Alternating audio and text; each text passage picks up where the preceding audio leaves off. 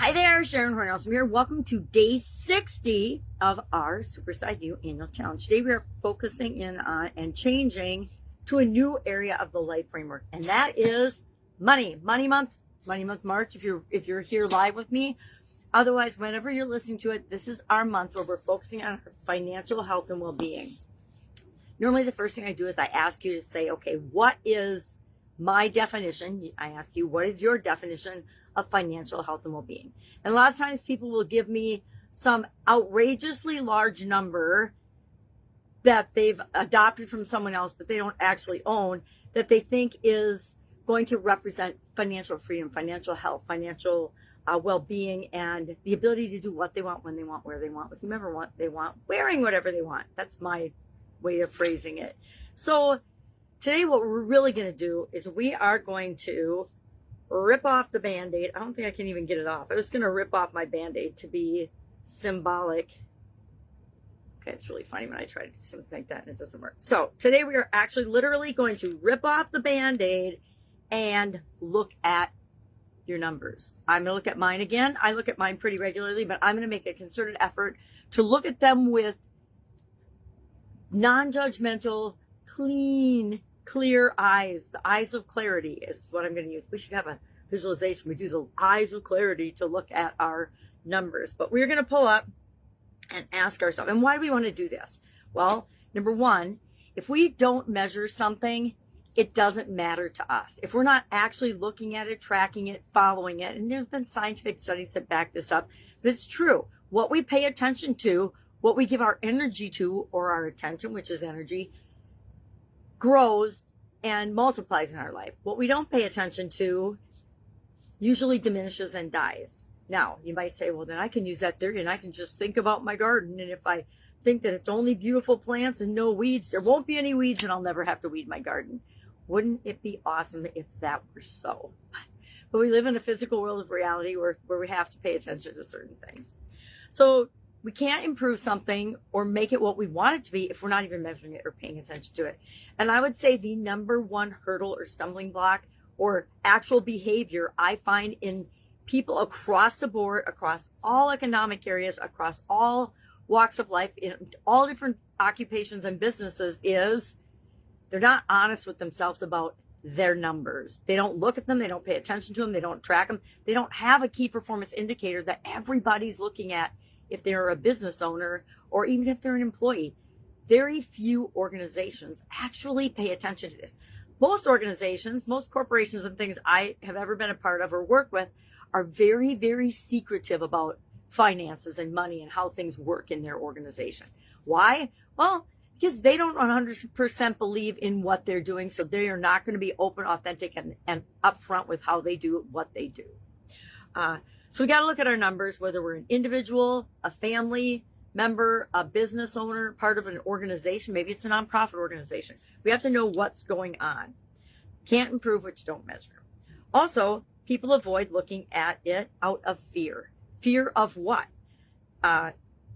Awareness and just to reduce anxiety, they aren't going to do it. And I have been guilty of this at different times of my life where mail would come in and I'd just pile it up. And when the pile got big enough, it was going to fall over. I would look at the pile, I'd go through it, and it was inevitably way less stressful than I thought it was. It was 80 to 90% junk mail. It was, and things that didn't even go to me. They were to the wrong address or to previous owners of the property that I was living in. And it was never, ever as bad as I had feared it would be. I know so many people that do this. I know, especially older people, they just pile everything up and ignore it until something happens that it's in your face and you have to deal with it. And unfortunately, I believe that I passed that trait on to my children. And now that I'm fixing it, I hope that they will fix it as well in their life. But it's not. It is literally the most common thing I see people do. They just aren't even bothering to open things or look at them. And every once in a while, you'll open your mail and you'll find that you have a surprise check or a surprise refund or something in there that you didn't even know was coming, or you just forgot was coming. At least that's what happens to me. And then we get financial confidence when we are brutally honest with ourselves. Guess what? We get better relationships when we're brutally honest in a positive way about how we feel in a relationship and how the relationship is impacting us. If the other person can't take that, they're not the right person for you. It took me 25 years to figure that one out. And a lot of pain and suffering for myself and my family. It's just mind-boggling. It's amazing how we can be really strong in one area of our life and just a moronic imbecile in other areas and aspects of our life, all simultaneously, right? You can have one part of your life that's just clicking along and you're like, I don't understand why this is going so well, but I'm loving it, I'll take it. And then another area of your life that's just complete chaos. All right, so what are we doing today? We are going to look at and determine what is our net worth. Our net worth is how much money do we actually have to work with. So we're going to write down all of our assets, and we're going to talk tomorrow about income versus expenses, and we'll talk about assets versus liabilities, because among lay people, bookkeepers, accountants, they have and get it, but everybody else, we have to figure out what is the right way and what is the kind of wrong way to look at certain things. For example, a lot of people think that their home is an asset. It's only an asset if it can generate revenue or some sort of income flow. So unless you're renting your house out as an Airbnb, or you rent out a room or something, or you maybe running a business out of your home, it is not income generating, therefore it's not an asset. So what we're gonna do is add up all our assets, and even if you owe money on something, it's an asset. So if you have a car payment and a house payment, you still have equity in those things. So what we're gonna do is we're gonna just list them all out today, take a look at them, both assets and then things that we pay regularly, right? Liabilities, electric bill, utility bills, streaming television, internet services, trash services, anything we pay for, we're going to write all those stuff down. And we're just going to total up each, right? If you can do it monthly, great. If you can't, that's fine too. Just get the raw numbers down so you can look at them. And then we're going to ask ourselves some questions. Why have I been avoiding looking at these pieces of mail, these numbers, this data? Because it's all just data, and it's all data based on all the decisions and choices you've made up to this point in time. It's just a snapshot, just like a Polaroid picture. Do you remember those? And it isn't your identity. It isn't who you are. It's just the decisions and the choices that you've made up to this point. Guess what? We have the power to change immediately. Actually, the only time we can change is right now in this present moment. So we get to decide, what do we really want our financial health and well-being to look like, and what do we want our finances to be? We can pick a number. You can pick $10 billion out of the sky if you so choose.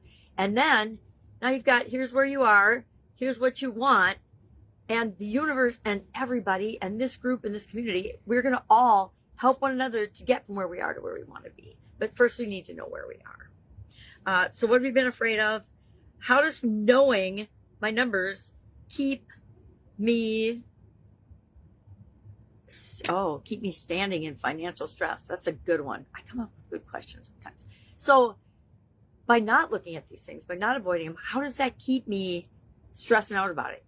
Because I will contend that 90+% of the time, we as humans are doom and gloomers. Why? Because we've been raised with negative influences our entire lives. Well-meaning people, negative influences, totally F's us up. At least me, I can speak for myself here, and the impact I've had on my children, messing them up by giving them false and limiting beliefs about money in particular. Because money is one of those subjects that people don't really like to talk about. They don't really like to compare themselves to others. And a lot of people like to give this grand illusion of having all this money, but really they have a whole lot of debt that's supporting a lifestyle that they actually cannot afford right now. They can't afford yet. I contend you can create any kind of lifestyle you want, any kind of financial level, but you have to choose it intentionally and then take action toward it, not just sit and hope and wish for it to happen. And then finally, what becomes possible when you can have complete clarity around your financial situation and your financial reality? What becomes possible? Well, you know your starting point. And guess what? Everything comes from us knowing our starting point. Because then we're like, okay, well, what do I really want? If this is where I'm at, if I'm making $100,000 a year, and I really want to be making 250 or 500,000 or $1 million a year, there I know what my gap is. It's, it's 150,000 to 800 or no 800, yeah, 850,000. That's the gap, and so I decide what gap I'm going to fill.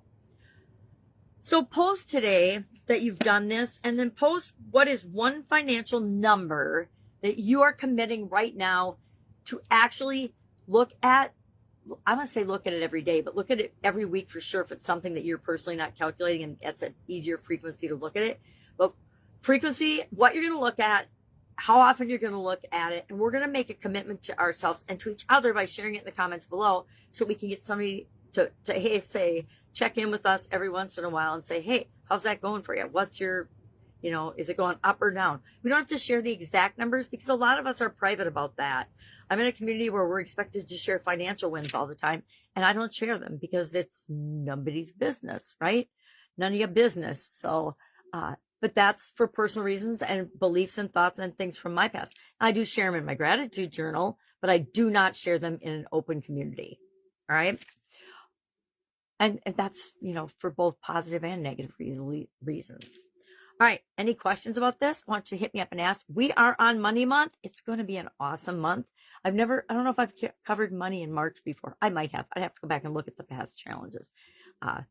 This is actually year 9 of doing annual challenges for the Supersize or personal development community. All right. That's it. Have an awesome day. And I'll, of course, be with you tomorrow. Bye. Get your numbers.